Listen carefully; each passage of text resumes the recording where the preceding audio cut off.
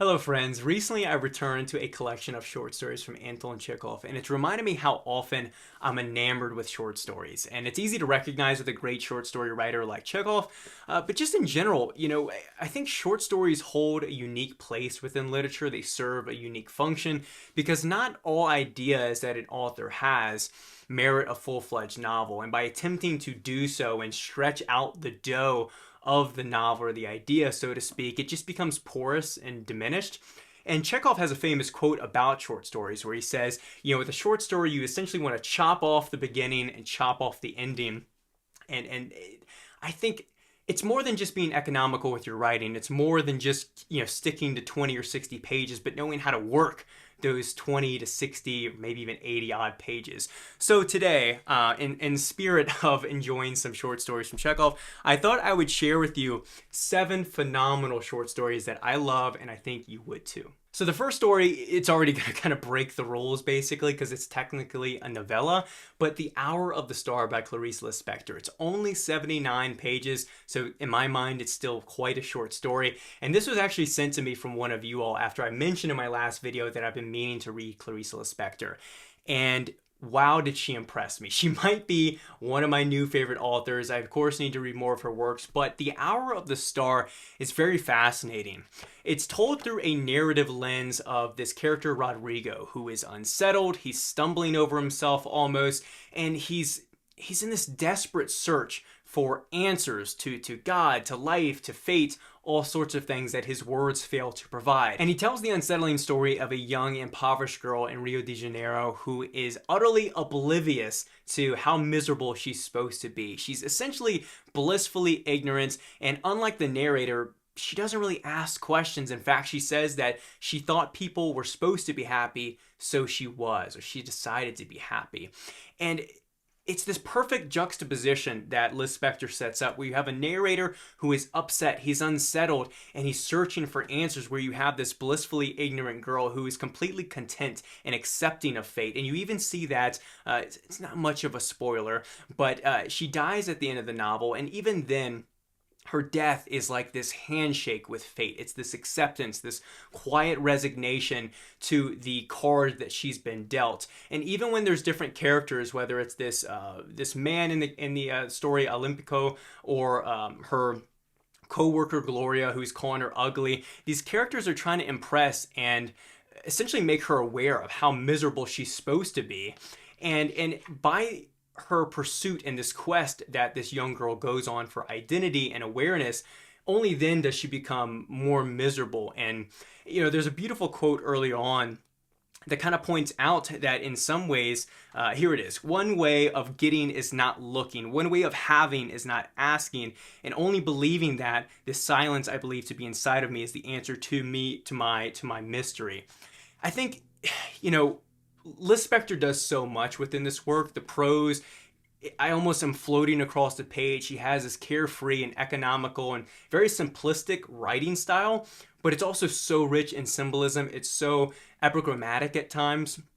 And I was just delighted by this work. Between the actual narrative and between her, speculative or philosophical musings within, I was just utterly impressed by this work. And for 79 pages, I think all of you will too. The next short story I absolutely loved is The Quilted Jacket by Vladimir Sorokin. And I can't promise that you'll love all of the very strange and obscene stories in this collection, but The Quilted Jacket is brilliant. It tells the story of a young man living in this very tight, compact apartment, or Khrushchevka, those kind of classic Eastern Bloc apartments you can envision in the Soviet Union. And in that apartment, there's this quilted jacket, and it's hanging on this hook. It's distended, it's disgusting, it's got a long, almost swollen shoulder to it, it's rotting, and the depictions of it are not only incredibly creative, the analogies, the literary devices that Sorokin uses, but it almost comes alive. The jacket almost comes alive. And the conflict of the story is you have this younger man, this generation that is living in miseries, living impoverished. It's living essentially in service of this jacket, or this old guard essentially. And then the grandfather in the household refuses to get rid of the jacket. He is part of the old guard. He is part of the Stalinist kind of regime. He still lives and holds these Soviet values and ideals near and dear. He says, we don't need to get rid of the jacket. All of you young folk just want to burn everything down and get rid of it. There's nothing wrong with this jacket. It's just your perspective. We just need to stick to it. Like, the jacket is still working. It still keeps cold. And it's just a marvelous metaphor for the Soviet Union, and also the conflict between younger and newer generations, and this acceptance of, or this resignation, I would say, by the older generations to still hold these ideals and truths and believe in this promised land that has continued to lie to them and fail to them and force them in this tight, awful compartment where, you know, they're still accepting and believing in this like diseased jacket, while the younger man, you know, he's ready to move on. He wants to buy a new jacket. He wants to get on. And I just think, you know, unlike a lot of the stories that Sorokin writes that are full of feces, obscenities, and just, I don't know, inscrutable ideas, the Quilted Jacket is fairly direct. I think it's a marvelous story, and it's probably worth buying this collection alone. Now, while we're talking about Sorokin, the third story I'd like to recommend is from his Red Pyramid collection, and the story is called Nastya. And this tells the story of a 16-year-old girl who is being prepared to be cooked alive and then prepared for a grand feast. So much more like Sorokin's usual work, I'd say, as far as, you know, strange and absurd outcomes and events. But this girl, Nastya, is turning 16, and she's totally willing to sacrifice herself for this feast. It's an honor, in fact. And this is where Sorokin also mixes in these Nietzschean ideas that become the topic of discussion at this grand feast when friends and family and such are eating different parts of Nastya's body. So there's this cannibalistic factor to it. But Nastya is willing to do it and happy to be burned alive because this is her process of self-overcoming, at least is how it's described, between her and her father. And at this dinner table, while they're eating, like I mentioned, different cuts and slices that they choose of Nastya's body, there's also this debate over Nietzschean ideals and also of Dostoevskian ideals. And you know, one of the characters is criticizing demagoguery, the other one is professing this prophet that is to come. And the story is set before the Bolshevik Revolution, so there's some kind of allusions and references going on there. And then at the same time, they're talking about this Übermensch and this utopia. And one of the characters suggests that, you know, there have already been attempts to create just this sort of healthy society. Think of Sparta, and how did that end? Every society that kicks the fallen when they're down ends up falling itself. So there's a lot of things you can extract from the story, but one of the leading ideas in my mind is this both literal and figurative idea of cannibalizing the youth and, you know, feeding the poor and the impoverished and the weak for the benefit of the more wealthy, the noble, the strong of society. And the story, of course, is a strong critique of that idea of an Übermensch, of a higher man that is more deserving than, you know, an idea of equality. So for that reason, a great story. And I also like the story Horse Soup in here. This collection has a few strong ones. Now let's return to Chekhov. So one of the standout stories in this collection thus far for me has been The Black Monk, which generally tells the story of this young man who, he's fanatical, he's passionate, and he starts to hallucinate and see this black monk. And this one girl mentions that he's, you know, imagining things, he's talking to himself. And so after he marries her, he makes the commitment, okay, I'll start taking medication, I'll stop seeing the black monk. But the problem is, once he does that, his life becomes utterly dull. It becomes simply perfunctory.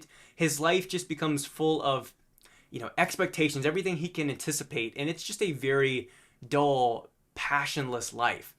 And it's only once he decides to stop taking the medication and commit himself to this madness and this creative obsession that he's able to kind of fulfill himself and chase his potential and begins to see the black monk again. So to me, it's the idea of, and of course there's more details in the story, but just broadly, I think what Chekhov is trying to express here is this idea of, you know, an artist willing to sacrifice his sanity, willing to throw himself into the fire and lose himself in this pursuit of potential, of artistic creation.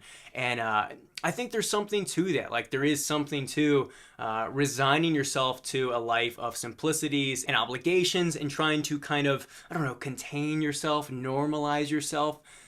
But on the other hand, we see this all the time with young and older artists, whether they're musicians, writers, all kinds, that lose themselves in artistic creation, and it leads to suicide or catastrophe or all sorts of things, drug abuse and all and the like. But I think it's a very fascinating and thrilling story. Now, the fifth story I'll recommend to you all is The Pedersen Kid by William H. Gass, and I've discussed this story in at least one, maybe two other videos, so I'll keep it fairly brief. But this story is incredibly atmospheric and disturbing. I have yet to read a writer that is as symbolic linguistically and possesses so much complexity in his use of language and structure of sentences and all that than William H. Gass. This story thrusts you into the blizzard, the figurative blizzard, and also the literal blizzard that you're finding this family in. So the Pedersen Kid, as the name is called, shows up to this family. He's brought inside the house. His body's frozen. And there's these inklings that his family has been killed or they're in danger. And so we find Hans, his father, and his brother trudge out into the blizzard in the middle of the Midwest in hopes of finding their family, checking in on them. And it's incredible. Psychological trauma is infused within the stories. You're kind of flashing back and recognizing the turbulence between not just the family more broadly, but specifically between father and son, brother to brother. And what stands out to me most about the story, what draws me in, what kind of sears it into my brain, is the depictions of the cold and the terror and the whiteness. It really makes me think of the whiteness of the whale chapter in Moby Dick. It's just so vivid, the depiction, and it really, again, Gass's ability to construct this atmosphere is second to none in my mind. And it's a story that still kind of haunts me in a way. And I really look forward to reading it again and again. So I'd recommend you pick it up. The next short story is only about 8 pages, but it's very melancholic. It's very sorrowful. And that is The Forgotten by Atay in this collection, Waiting for the Fear, which is an excellent story as well. But The Forgotten, it's unique for me because you have this woman searching throughout her attic, and she's kind of talking to herself. She's talking to this imaginary ex-lover who has passed away, and you recognize that because she's going through and not only, cleaning up her attic literally, but there's also this kind of metaphoric idea of her cleaning out her own psychological trauma and lamenting over these different objects and what they meant for him, and this pen and what he planned to write, or this painting that he meant to finish, and all these different objects evoke different memories and emotions, and she's struggling to accept. She says at one point, why didn't I call to him? I suppose I just never had the chance. Something always came up. It's a very emotional and sorrowful story. But I think it also it packs a nice punch. And like I said, this collection overall has a bunch of unique stories. The Overcoat, or I believe it's called the White Overcoat, Man in a White Overcoat, a little bit kind of reminds you of Gogol's Overcoat story. Waiting for the Fear is an excellent one. A very unique collection, especially when it comes to narratives and variety.